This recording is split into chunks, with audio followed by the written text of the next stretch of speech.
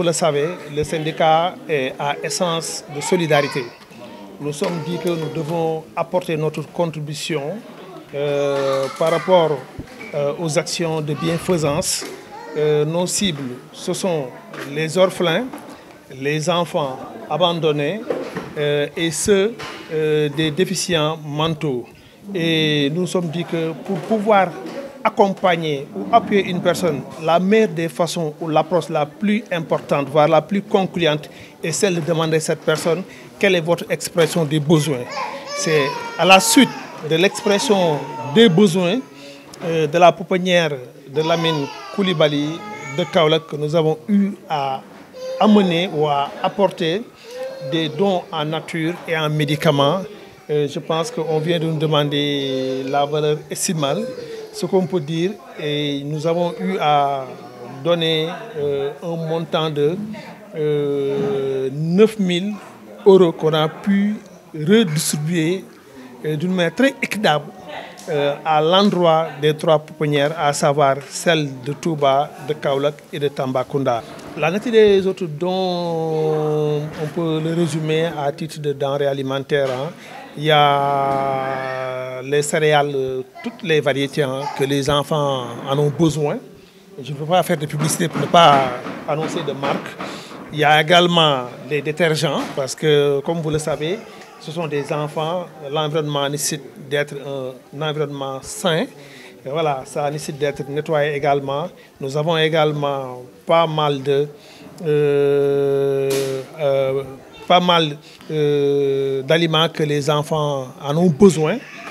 On peut même dire voilà, des couches à jeter pour les enfants. Nous avons amené aussi du lait depuis la première âge, la deuxième âge et la troisième âge des enfants.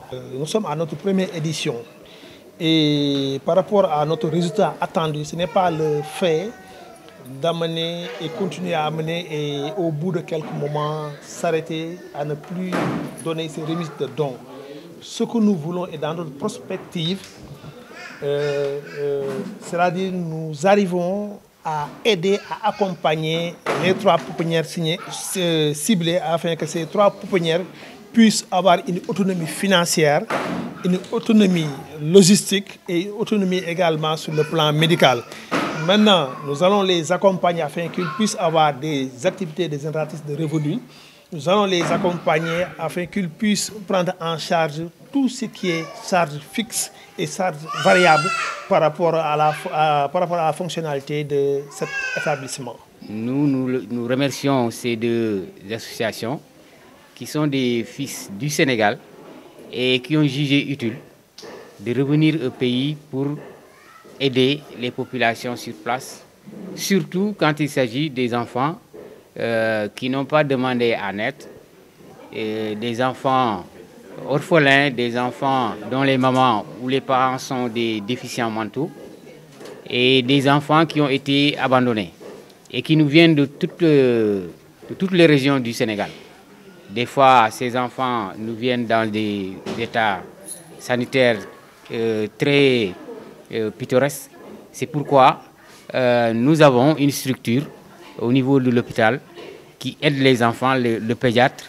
Et c'est pourquoi, si vous avez vu les enfants, ils sont en très bonne santé.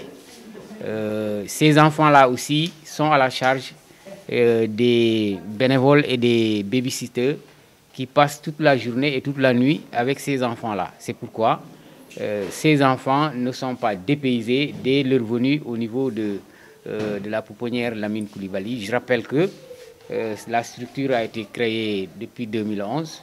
Donc les premiers pensionnaires aujourd'hui sont de grands garçons et de grandes filles. La capacité d'accueil?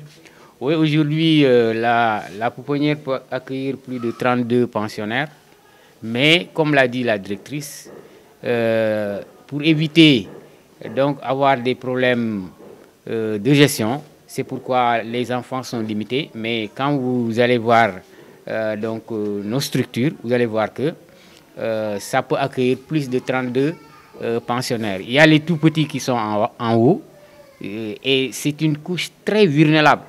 C'est pourquoi la directrice et le personnel sont très vigilantes. Et les visites se font de manière très sélective. On ne laisse pas n'importe qui venir ici pour avoir accès aux enfants. Donc on tient beaucoup sur la sécurité au niveau donc, de la pouponnière Lamine Coulibaly.